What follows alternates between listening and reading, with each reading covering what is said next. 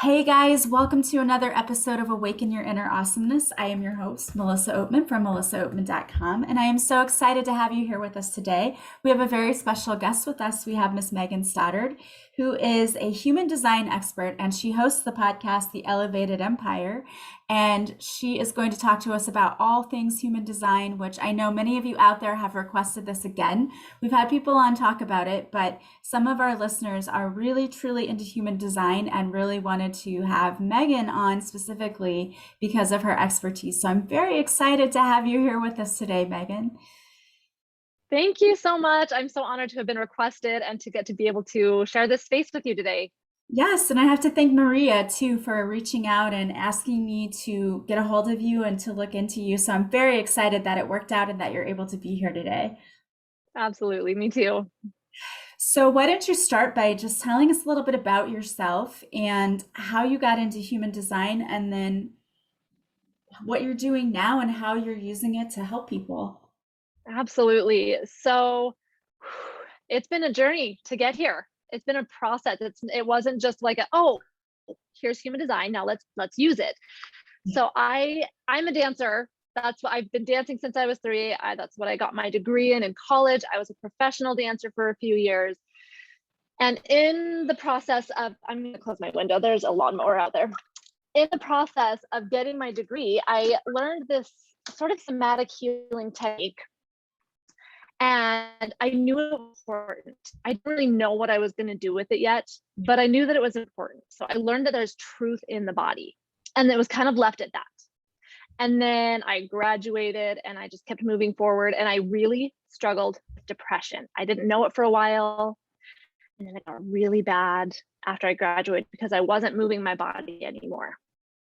There was this gap in my life from graduation until I started dancing professionally, where I was a registrar at a hospital. I was just sitting at a desk all day and I was not okay. I had always been struggling with depression for a while anyways, and it got really bad. And then I got married and I thought marriage would fix it. That's not how that works. And I was introduced into health coaching, did that for a while. And so then I was moving body and I was learning about personal development, reading these like uplifting books, and that helped. But it still wasn't everything. And then I learned about life coaching and I started listening to podcasts and getting all this new information, and eventually went through this really extensive, I went through a practitioner level and master level certification for life coaching, hypnotherapy, NLP, like all these things. And I thought that was going to be it, right?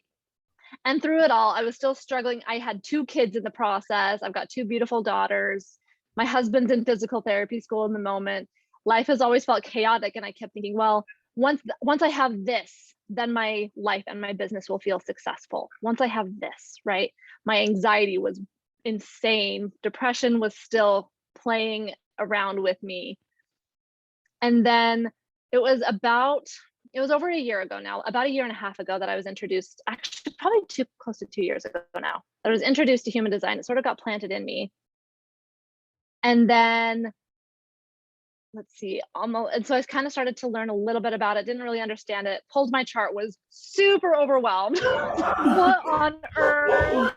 Like, I can't do what is this? I can't do anything with this. So I kind of just put it off to the side and it just lived in my subconscious for a little while. And then a little over a year ago, it was at the end of September of 2020, I miscarried. After it was a little bit of a struggle to even get pregnant, which was new to me. We had never had to struggle for that before. And then we lost that baby. And it was in the process of I was in a 2-week intensive for my master's certifications. And I was in this sacred container while I was miscarrying. And in that process, I think because my subconscious knew that I was being held and that I was safe, that I had these memories surface of trauma that I experienced as a child. So then I was dealing with all of this. And in that process, all these beautiful humans that I was with, some of them were telling me a little bit more about my human design to help me with the healing process. And that's when it finally started to click.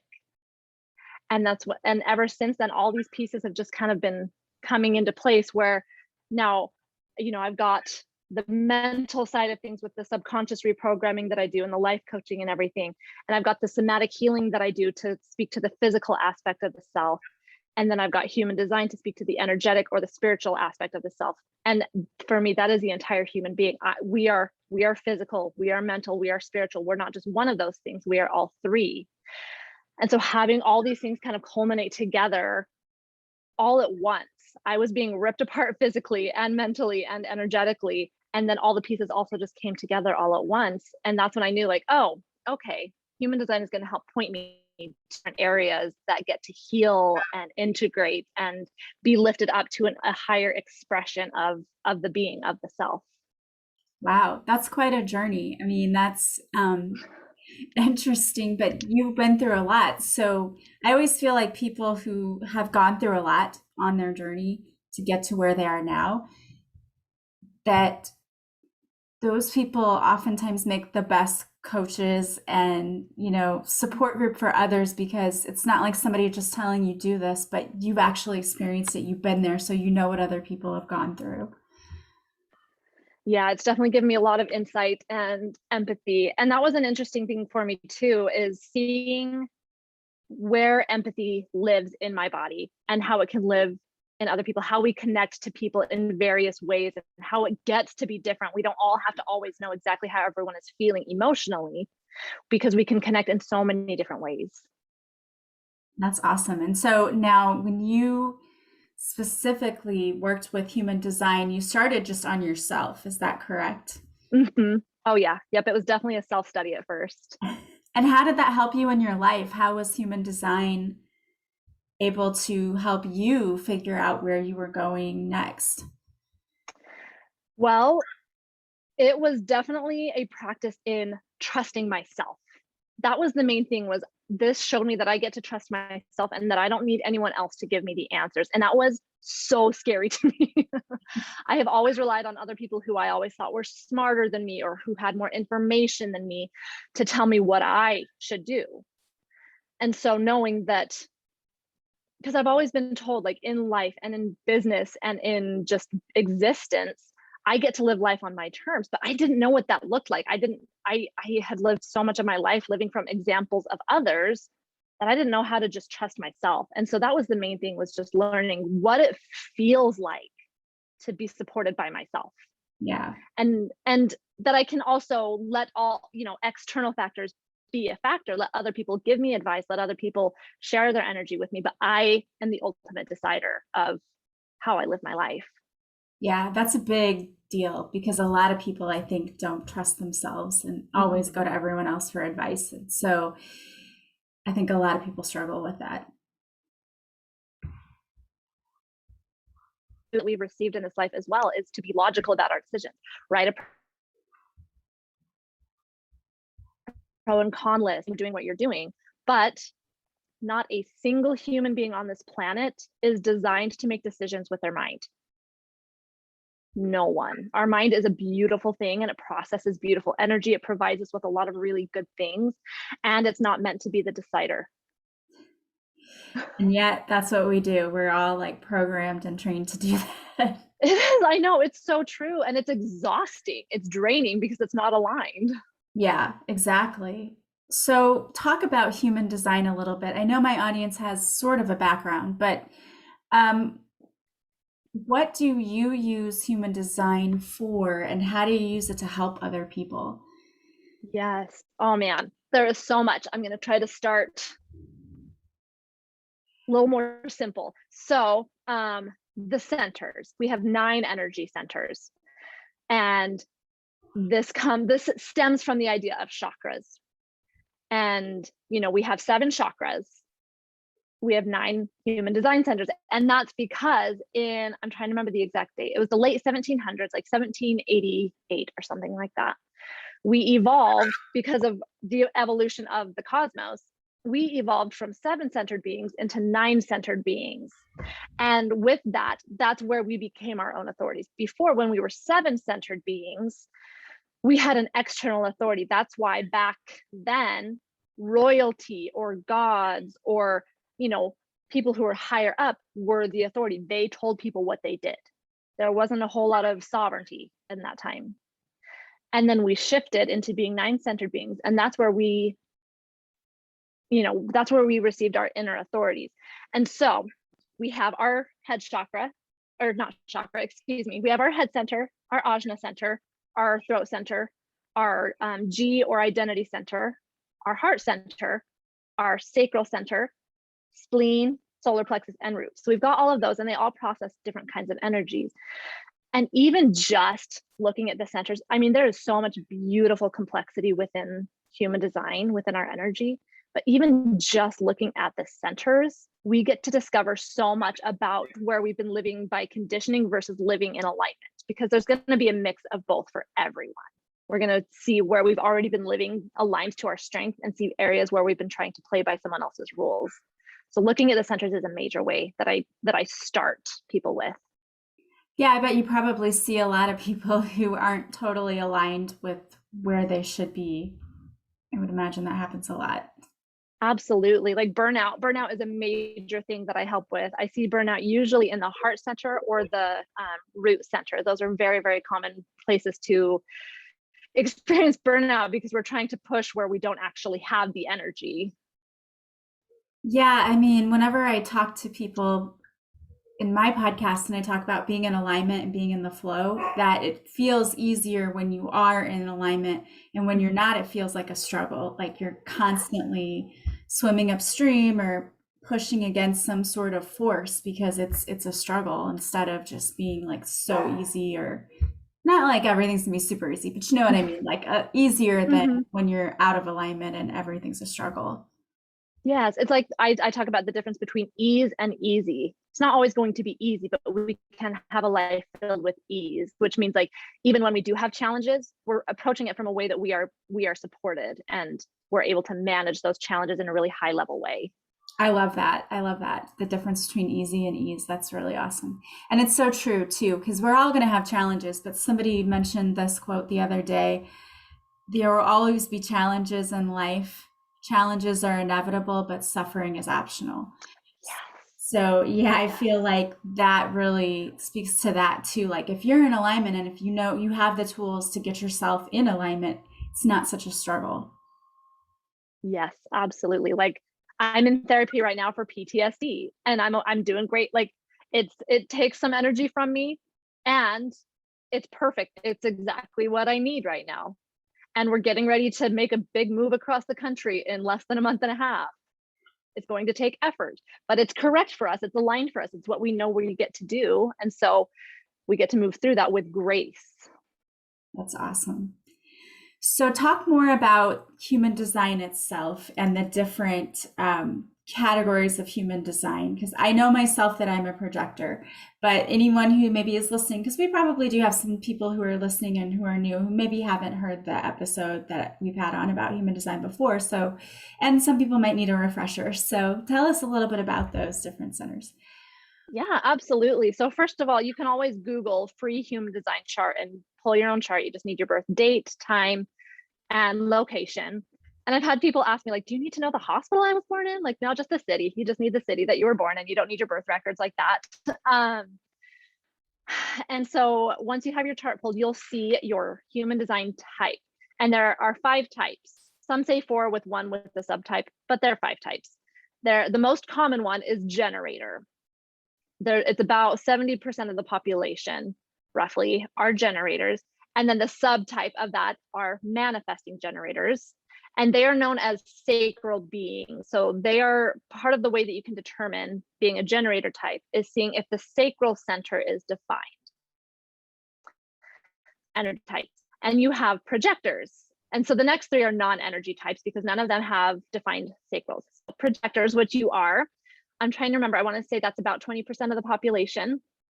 And yeah, so projectors and investors are about 10% of the population, and then reflectors are like 1%.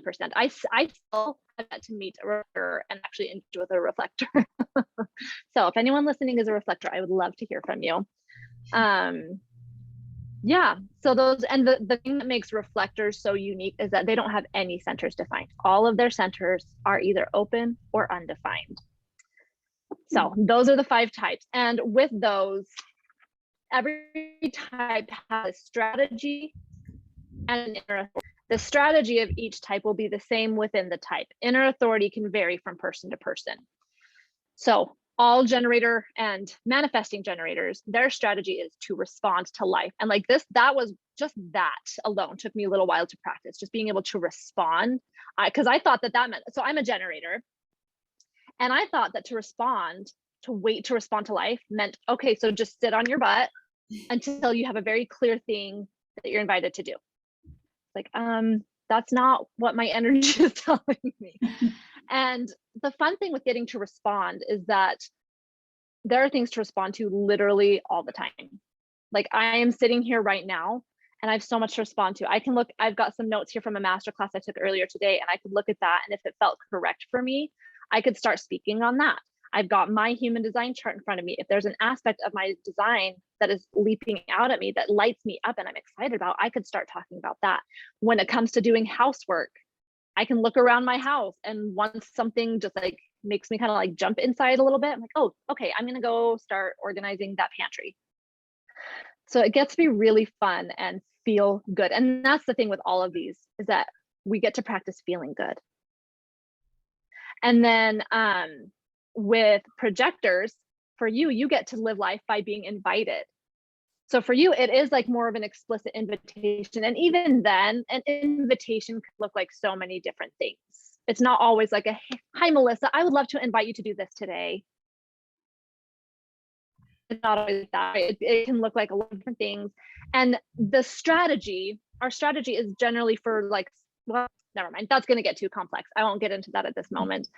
But so for projectors, once you're invited to do something, then you use your inner authority to decide if it's correct for you. And in between invitations, you just get to do what feels good. You just get to just enjoy all these things that you enjoy. And as you do that, you will receive more and more invitations that you'll get to discern from. Right. Nice. And then manifestors. Oh, did you have something to say? Oh, I was just going to say nice. Okay. Oh, yeah, that sounds good.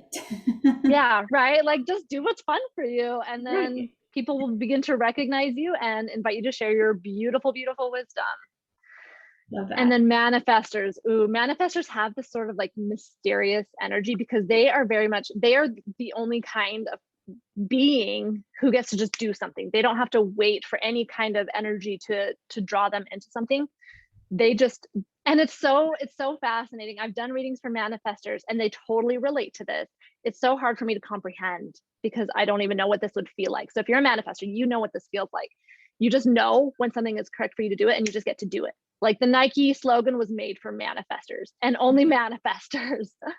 And so their strategy is just to initiate and inform. When you tell people what you're going to be doing, it clears the path, it removes resistance, and you get to just do the thing. So, and then I'll just quickly touch on reflectors. Theirs is a little bit very different than society would have you live your life. Because for reflectors, they have no inner authority. Their authority is to wait for a full cycle of the moon, essentially, to wait a full 28 days to receive clarity on whether something is correct for them or not. That's so interesting how different each one is. That's really like projectors, we have to wait to be invited, and that they just get to do whatever they want. Sure, I see how it is. It is. And it's interesting. I've tracked a lot of projectors in my life, and the relief that I have witnessed once projectors receive that, like that freedom, it's fascinating because like you live your life thinking, oh, I just need to go do all these things. But you don't actually have to. You get to just do what feels so good, like your hobbies or random little things that sound just fun for you to learn about. And like, that's the thing too, is there's other aspects of your chart that can kind of point you in directions of what may feel good and what you might enjoy. And then it's just so much trust again, because it might not look like the path that someone else follows, like someone else that looks like your version of successful. They might say, oh, just follow these steps and then you'll receive success. And so you might have this fear of, well, if I don't follow these steps, I will not have this success. So it's a lot of trust that if you veer off of their path and go on your own, even if you can't see how that will take you to the life that you desire, knowing that it will, like you'll just receive you'll receive the things that you desire in ways that you couldn't have planned for. I think that's really interesting, the point that you bring up, that I think a lot of people think like success means I have to model my behavior after someone that I know who is successful. And what I found is like the cookie cutter approach doesn't work for everyone. You have to find what works for you, and works best for you. So I think it's really great that you work with people and with their charts. So that probably gives you a ton of insight when you're working with people. Oh yeah, it's so wild. It's so wild. Every time I do a reading, I just lay out this stuff. It could be someone that I've never met before, and I lay out all this stuff for them and just show them, here, this is who you are. This is how your life gets to be. And they're like, oh, well, that makes sense. Like that's the phrase that I hear the most is, oh, that makes sense. Yeah. So if there's something that your intuition has been telling you, but you haven't been listening to it because someone else over here has been doing it a different way, your intuition is correct. And when you watch people, like you see these things where people will follow certain steps and certain protocols, certain frameworks, right? If it works for them, it's probably because their design is more similar to the one who created that framework. Yeah, that makes total sense. And it's interesting because when you look at people who have kind of coaching programs or different kind of programs all out there, there's some people, when you take their programs, you realize like, this doesn't really work for me because you realize it probably has a lot to do with your human design, and that I don't really respond in that way. And I don't, for me, it's like teaching. We all have different learning styles too. And so your lesson has to appeal to the student's learning style. And if it doesn't, they may be like, I don't get it, or I'm not interested in it. So I would imagine same kind of thing when you're working with the coach too. It's like, it's helpful to know what human design type you have so that you can tailor the coaching specifically to that person. Yes. That's why. So I'm working with a business coach right now, and I knew that she was familiar with human design and she respected it and she utilized that. And that was a big piece that drew me to her, because I knew she wasn't going to try to get me to just fit into the framework that she had set out. Yeah, the cookie cutter thing really doesn't work well, I think, for a lot of people. And I think we're realizing the same thing in education too. I mean, education really is not set up in a way that appeals to every person's style or type, especially the human designs. Yeah, absolutely. And that was something I considered. So my oldest, he just started kindergarten this year. And I mean, when she was just tiny, my husband and I toyed with the idea of like public school or homeschooling. Which one do we want to do? We see the merits of both. And I just like had this instinct that she would do really well in public school. Like there were just very different things about her that I was like, I don't know, I like the idea of homeschooling, but I just feel like she's going to do really well, at least at first, And then I learned about human design. I pulled her chart. I looked at a few different things, and I'm like, okay, yeah, that makes sense. That totally makes sense. So I get to help her. And then when she gets home, I can help her with her homework in a way that flows with her energy. So we're not just butting heads all the time. Yeah, that would be super helpful. That would have been helpful to know my children's design type when they were growing up. Yeah. And I did butt heads a lot over things like that. So yeah, that would have been helpful. She's lucky to have you around to be able to tap into that. That's awesome. So tell us a little bit about your podcast too, because I know you have the podcast, the Elevated Empire podcast. What is your podcast all about? Yeah, so Elevate. So I keep it pretty broad. And here's like a way that I experimented with my design is I launched my podcast a little over a year ago now. And at that time, I was like, I'm committing to releasing an episode, what all the episodes were going to be, until I learned I don't function well that way. I don't do well with batch creation. I don't feeling it, then yes. But so my posting schedule is a little bit sporadic, and the content is very varied. So it's a lot of like general kind of mental health focused kind of things, like talking about anxiety. I talk about anxiety kind of sprinkled throughout quite a bit. I talk about taking thought responsibility. a lot of energetic stuff. I do talk about human design on there and somatic healing and things that my audience asks for, or things that I'm sensing from my audience. I pick up on things quite a bit. I talk about my story. So I sort of came out, so to speak, with my trauma this summer. And so I shared a podcast kind of sharing more about that. So it kind of varies a lot just based on what my audience sort of needs, but a lot of mental health, a lot of just life coaching in general, spiritual stuff, human design, that kind of stuff. That sounds awesome. I'm going to have to definitely go and check out your podcast. Yeah, it's fun. I love doing it. And so now you also do readings for people with their human design chart. So what all does that entail when you give someone a reading? Yes. Oh my word. I get so excited when I get to do these readings. So it's usually a little bit over an hour. I do it over Zoom, so I can do it with literally anyone in the world. And okay, he's my 3-year-old. Okay, love you. Sorry about that. I do it over Zoom and I pull the chart. I pull an extended chart. I have, the upgraded subscription for a really extended chart. And I share that. I've got I'm trying to think of how many pages of notes I usually create, but pages of notes that you receive. And we just have it live. I have your chart pulled up on Zoom to screen share, and I just guide you through a chart in a really, really flowy way, allowing for space for you to be asking questions and just holding space for you. Sometimes we just kind of sit in silence for a moment while you process. Yeah, man. I do it at different levels. For a first level reading, generally I just go over type, strategy, all the centers, and the incarnation cross. Oh, and your definition and profile. Sounds like a lot. Yeah. And you always get, and I always share the recording because it is kind of a lot. It's a lot of information, especially if you're brand new to it.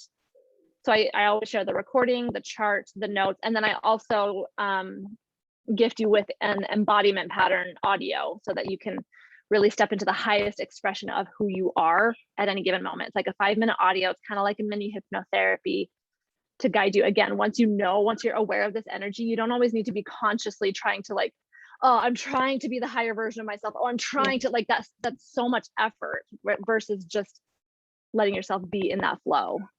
That's awesome. Yeah, that would be such an interesting thing to have a reading to see, how, because I'm sure anyone can go and look at their chart, but to have someone who's kind of an expert there to guide you through it and tell you how this might apply when it comes to your own life would be very beneficial. So that's awesome that you do that. Yeah, I love doing it. It's so fun. Yeah, there are so many people out there who I think sometimes feel stuck in life and feel like perhaps they are struggling more than they should be. So I can see why human design would be very beneficial for helping to kind of get out of that struggle and to get out of being stuck. Yes, absolutely. I mean, the biggest piece that there's 2 things that I see received the most in these readings is permission and validation. Just the permission in all these areas of their energy to just oh, I don't have to try so hard, or oh, I don't have to try to live like someone else is. I don't have to try to do things like someone else does. I just all these things that I've subconsciously kind of just always known are correct for me. I get to just have permission to live that way and feel so validated in the fact that you're not crazy. You actually, all those things that you're feeling and thinking those ways for a reason, and it's guiding you. That's awesome. Yeah, I love that. I love that you're able to support others and help give them the guidance and the wisdom to help them move forward in life. I think that's so beneficial, and wish I had had that when I was younger. Don't we all? Me too. This could have avoided so many mistakes. It's true. And yeah, looking back at those mistakes, I mean, yeah, they were gifts as well. And they still live within our body, and they still send us messages, and we still get to do something with those messages, with the knowledge that we have now, the knowledge that we're continuing to glean and receive from our bodies. Yeah, I love that. And I want to say a couple of things because those of you who are listening to this podcast on, iTunes or Podbean or whatever, and you're just hearing the audio, you cannot see this, but those who are following us on Patreon, you get to see the video. There's an orb around you, and it started off in one spot and now it's kind of like behind you. It's so interesting that it's there. And also, she has beautiful purple hair that you cannot see, which I love because I also have the purple hair thing going on. So thought that was really cool too. Like Love you have that. the purple hair, you've got an orb Yeah. forming around you. So that's just going to point that out. I love that. Well, this has been such a fun conversation, but if we have some guests out there listening who maybe would love to get a reading with you, or maybe they just want to follow you and listen to your podcast, what's the best way for them to do that? Yeah, Instagram is my favorite place to hang out. All my information can be found in the link there, but really just send me a message. Voice messages are like my favorite thing in the world to send because then I get to feel more connected with you. So if you listen to this, whether you're interested in a reading or you just want to say hi, come send me a message on Instagram. I'm the Megan Stoddard. That's my handle, and I would just love to talk to you there. And I also have a free gate activation guide there as well to help you learn a little bit more about your design and some just inherent gifts and strengths that you already have within your design. Awesome. And we'll have those links in the show notes too, so you guys can just click there and get there easily. So if you're listening to this while you're driving, you don't have to worry about trying to take down any information. One of the things I always like to do before we end a podcast episode is just to ask our guests to leave our listeners with a little nugget of wisdom that they can take with them for the day. So do you have any piece of advice that you could give our listeners? Yes. Oh man, the biggest thing that I would love to share is just know that your chart, your design, your energy is only filled with gifts, no weaknesses. There's no such thing as weakness in your design. There are some people who, like I've done a reading before for someone who was so nervous because she didn't want to be told that her and her husband were not compatible, or that she had something in her chart that she needed to fix, because that's not a thing. Everything, whether it's white or colored in or halfway filled in and or pointing one way or pointing the other way, they are all gifts.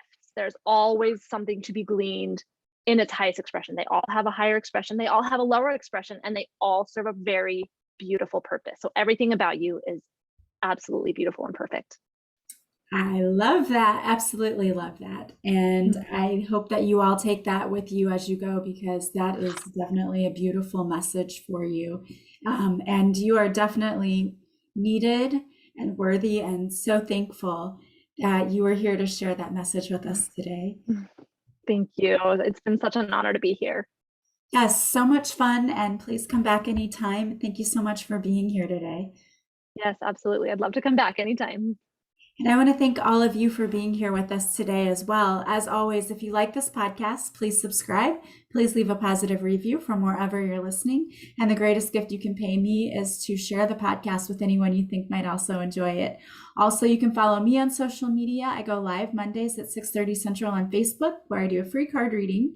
And if you want to work with me, you can go to my website, melissaoatman.com. As always, I am sending you guys so much love and light. I hope you have a beautiful day from wherever you're listening, and I will talk to you soon. Bye, guys.